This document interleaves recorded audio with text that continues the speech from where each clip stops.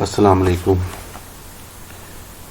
आज हम जो एक्सरसाइज कर रहे हैं, मैं आपको क्वेश्चन 1 से 4 तक नहीं करा रहा। बेसिकली 1 से लेकर 2 क्वेश्चन तक तो इसके आंसर आपको पीछे से ही बुक के एंड में ही आंसर मिले हुए हैं। भाई आराम से देख लें, क्यों अपना टाइम ज़ाया करें। और क्वेश्चन 3 और 4 ये सारा का सारा जो है बेसिकली आप लोग पढ़ चुके हुए हैं सिस्टम में, मतलब बुक के आपकी बुक्स के दरमियान बुक्स के अंदर इसके आंसर्स मौजूद हैं। तो क्वेश्चन 5 में है write down the output of the following code segment. इस कोड सेगमेंट के आंसर क्या निकलेगा। आंसर 1 मतलब इसका बेसिकली इसमें जो कैलकुलेशन हो रही है वो क्या निकलेगी। अगर हम यहाँ देखें, यहाँ पे आंसर 1 को हमारा क्या निकलेगा। आंसर 1 में है कि x divided by z, z की वैल्यू है 6 और x की वैल्यू है 2। तो और ये इंटीजर टाइप के वेरिएबल हैं और मल्टीप्लिकेशन ले रहा है 3 से। तो 6 3 18 और 2 डिवाइडेड बाय 18, तो वो 0 पॉइंट समथिंग आंसर आएगा। अब क्योंकि वेरिएबल की टाइप जो इंटीजर है, इस वजह से बाय डिफ़ॉल्ट जो है वो डेसिमल नहीं लेगा और आंसर इसका 0 आना चाहिए। सेकंड क्वेश्चन देखें, वो सेकंड आंसर जो फाइंड आउट करना चाह रहा है y plus Z divided by y multiply by 2। और y मल्टीप्लाई बाय 2 क्या है जी, 3 2 6। और y प्लस जेड क्या है और डिवाइड हो रहा है, तो पहले z जो है वो डिवाइड होगा y पे। तो z में क्या है 6 है, y में क्या है 3 3 2 6। क्योंकि सबसे पहले जो ऑपरेशन इन्वॉल्व होगा और ऑपरेटर प्रेसिडेंस के मुताबिक सबसे पहले डिवीजन की जाएगी। तो सबसे पहले डिवीजन को अगर आप देख रहे हैं तो z में 6 है और y में 2 है, तो 6 डिवाइडेड बाय y जिसका आंसर 2 आता है, 2 मल्टीप्लाई बाय 2 4। और जो प्लस y कह रहे हैं तो y में 3 है, तो आंसर 4 प्लस। इसको रन करके देख लेते हैं।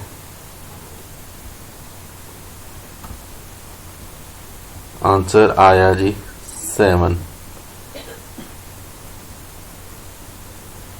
6 डिवाइडेड बाय y 3 3 2 6 2 2 4 और y में है 3 4 प्लस 3 इज इक्वल टू 7। इसका आंसर 0 आया था, इसका 7 आया। थर्ड ऑप्शन देख लें जी, z divided by x plus x multiply by y। x में है 2 और y में है 3 प्लस 6 2 3 6।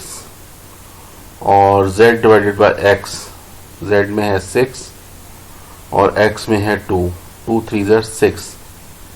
z ओवर x का आंसर जो आएगा वो 3 आएगा और x मल्टीप्लाई बाय y का आंसर जो आएगा वो 6 आएगा। तो 6 प्लस 3 इज इक्वल टू 9। ये पार्ट ए जी आपका सॉल्व हो गया है।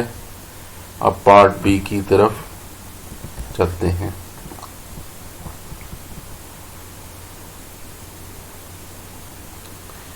पार्ट बी जो है वो NNN करके है। बेसिकली इसकी आउटपुट आपको दिखा के इसकी कैलकुलेशन बताना आसान काम है।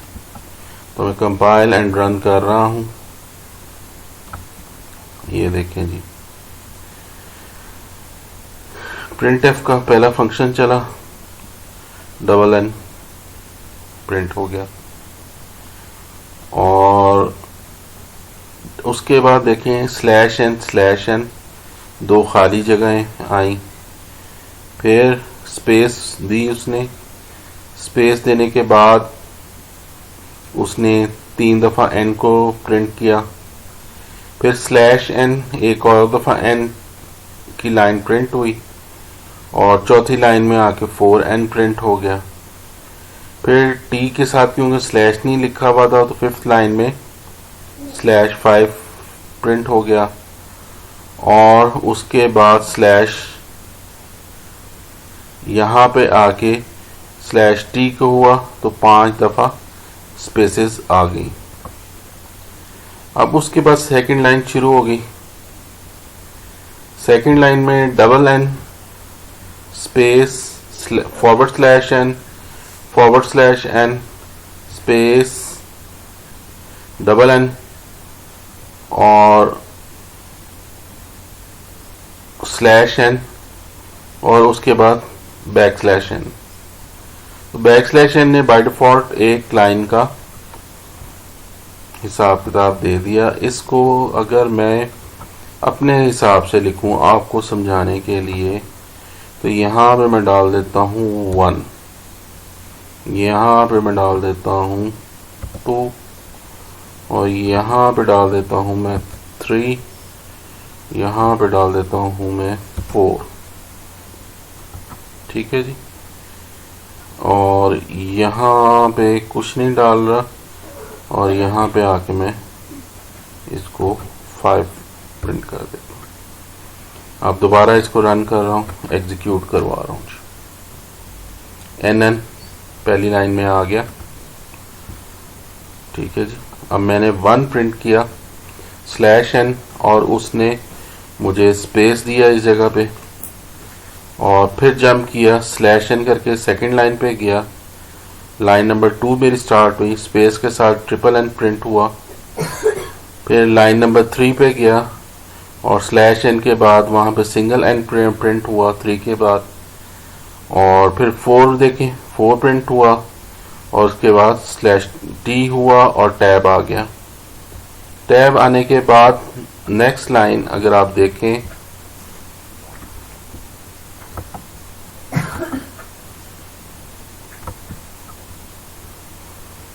नेक्स्ट लाइन में देखें तो पूरा ये n /n तक /n तक वैसे प्रिंट हो गया। उसके बाद फिर \n यहाँ पे आ गई और उसने एक स्पेस और दी, यहाँ पे 5 प्रिंट हुआ और उसके बाद ऑटोमेटिकली यहाँ पे सिस्टम ऑफ हो गया। तो इस 1 2 3 डालने से आपको ज़्यादा अंदाज़ा हो रहा है कि किस तरीके से /n जो है वो काम कर रहा है। मैंने अपनी तरफ से डाला है, आप लोग डालिएगा मत, क्योंकि सिंपल आपसे आउटपुट का पूछा जा रहा है। तो आउटपुट में आप 1 2 3 4 5 के बगैर ही लिखेंगे। ये मेरा समझाने के लिए था अपनी तरफ से। अच्छा जी, पार्ट सी है।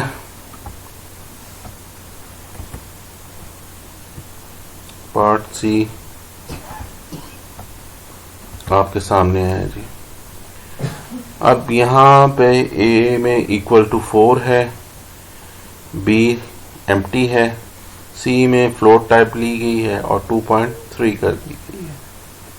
अब C multiply by 2, 2.3 multiply by 2, 2 2 ज़ा 4, 2 3 ज़ा 6, 2 2 ज़ा 4, तो 4.6, लेकिन वेरिएबल की टाइप इंट है। तो प्रिंट एफ के बाद आंसर डी में प्रिंट करवा रहा हूं, तो आंसर मुझे क्या मिलना चाहिए। एग्जीक्यूट किया, compile and run, answer is = 4। आप लोग खुद ही देख लें, 2.3 मल्टीप्लाई बाय 2 4.6, 4.6 को इंटीजर वेरिएबल में डाला जिसकी डाटा टाइप इंटीजर है, तो इस वजह से खाली 4 रह गया। और जब मैंने उसको प्रिंट करवाया तो वो 4 यहाँ पर आ गया। अब अगर मैं यहाँ पर चलें इसको कर देता हूँ फ्लोट टाइप का वेरिएबल है, इसको अभी क्या सेम आंसर ही रहेगा या चेंज होगा? आपके सामने आंसर चेंज हो गया क्योंकि वेरिएबल टाइप फ्लोट थी, उसको मैंने जो है इंटीजर से लगा के उसको चलाने की कोशिश की। यहाँ पे देखें जी आंसर आपका 4.6 ही आ रहा है। अगर ये देखें 4.6 और यहाँ पर मैं इसको और कह देता हूँ परसेंटेज डी, जैसा कि आप लोगों की बुक में है, और यहाँ पर मैं डी डाल देता हूँ। ठीक है जी, यहाँ पे फ्लोट आ गया और मैं कह देता हूँ कन्वर्टिंग टू इंट।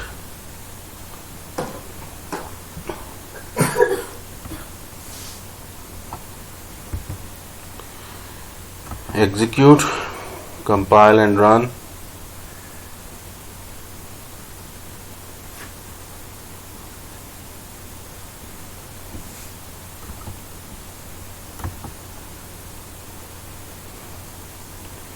वो कह रहा है जी, सॉरी डी कह दिया यहाँ पे मैंने कहना था बी।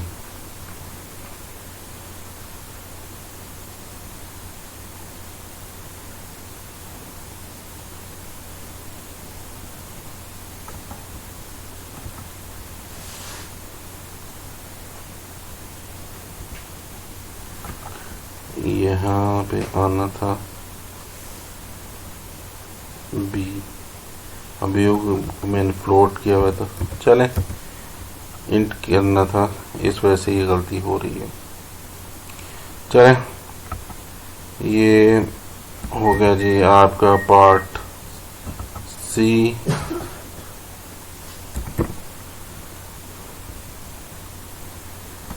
अब अगला पार्ट लेते हैं जी डी। ठीक है जी, ये कह रहा है जी इसका आंसर क्या निकलेगा? Execute, compile and run. Answer आया जी 5। 5 कैसे आया? 4 3 12। अब ये लेफ्ट से राइट एग्जीक्यूशन हो रही है, तो 4 3 12। अब बाय डिफॉल्ट डिवीजन, मल्टीप्लिकेशन और मॉडुलस एक ही लेवल पे होते हैं। 4 3 12 और ब्रैकेट्स में है 5 + 1, तो सबसे पहले ब्रैकेट ने एग्जीक्यूट हुआ। 5 + 1 = 6। अब 12 is divided by 6, तो आंसर इज 2, और मॉडुलस है 7 divided by 4, 4 1 4, रिमेनिंग इज 3, तो 3 + 2 आंसर इज 5।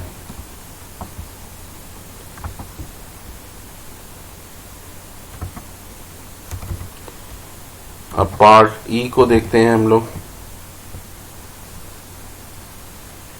पार्ट ई में भी सेम वो कह रहा है, ये अब आ रहा है लॉजिकल ऑपरेटर्स के through. Execute, compile and run. Answer आया 1। 1 क्यों आया जी? 5 is greater than 3, true. 4 is greater than 6, false, return 0। 5 greater than 3, return 1, तो 1 and 0। तो जब एम्परसेंट साइन लगे हुए हैं, एंड का साइन लगा हुआ है, तो वो फॉल्स 0 ही रिटर्न करेगा। लेकिन 1 क्यों हुआ? क्योंकि बीच में नेक्स्ट और का ऑपरेटर आ गया, ये आपके सामने, और वो कह रहा है 7 is greater than 3 which will returning 1। तो 1 और 0 का आपस में कम्बिनेशन बना और के ऑपरेटर में, और के कंडीशन में if one condition is true तो आंसर आपका हमेशा ट्रू ही आएगा। अब इसको देखते हैं जी। ये हमारे पास यहाँ पे जो और का सेक्शन था वो उसको मैंने ख़त्म किया, और ख़त्म करने के बाद सिर्फ एंड का सेक्शन मैंने प्रिंट करवा रहा हूँ, जो कि मेरे हिसाब से फॉल्स आना चाहिए। एक ब्रैकेट ज़्यादा चलेगी।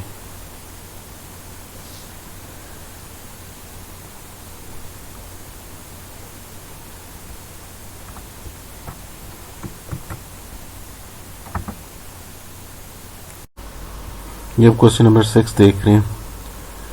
क्वेश्चन नंबर 6 में हमें बताना है कि एरर क्या है। इसको एग्जीक्यूट कर रहे हैं, कंपाइल एंड रन कर रहे हैं। कह रहे हैं मिसिंग टर्मिनेटिंग कैरेक्टर। ये यहाँ पे डबल कोट्स यहाँ पे स्टार्ट हुए हैं लेकिन यहाँ पर ख़त्म नहीं हुए हैं, जिसकी वजह से वो ये एरर आ रहा है। एग्जीक्यूट कंपाइल जी। अब ये नेक्स्ट लाइन में एरर आ रहा है, सॉरी मैं इसको बंद करना भूल गया।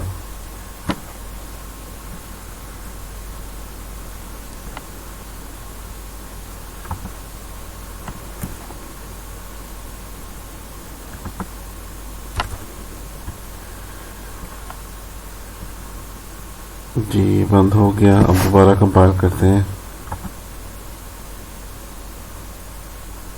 Value of b is 1। ठीक है जी। इस तरीके के साथ आपने पार्ट ए को किया। अब पार्ट बी को देखते हैं।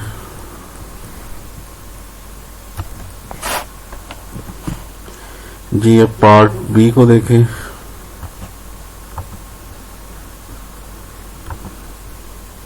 एरर दे रहा है value required at the left operand assignment. Basically इस यहाँ पे लिखा जाएगा c is equal to a plus B.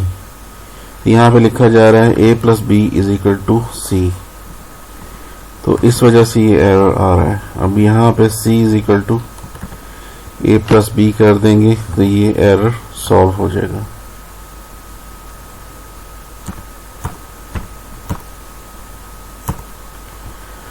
जी ये था आपका बी ऑपरेटर जी। अब सी पार्ट देख रहे हैं। सी पार्ट में यहाँ पे परसेंटेज का इस्तेमाल नहीं किया गया डबल कोट्स का स्कैनफ में।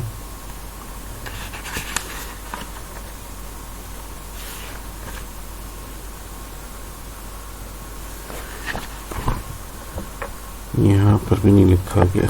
अब इसको रन करेंगे तो एरर जनरेट हुआ। एक्सपेक्टेड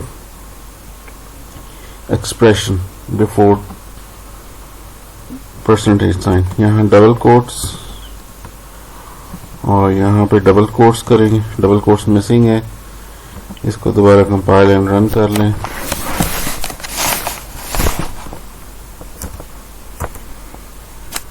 ये एग्जीक्यूट हो गया।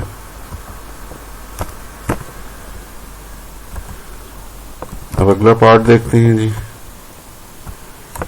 फ्लोट एफ था और इसको एग्जीक्यूट कराते हैं। ये कह रहा है जी अरे subscript is not an teacher. Basically आपने बड़ी ब्रैकेट को यूज किया है और बड़ी ब्रैकेट जो है वो बेसिकली अरे में इस्तेमाल होती है। अरे को आप लोग आगे चल के अगले चैप्टर्स में पढ़ेंगे। ये देखें जी एरर रिमूव हो गया और आपका प्रोग्राम एग्जीक्यूट हो गया। आप लोगों का बहुत बहुत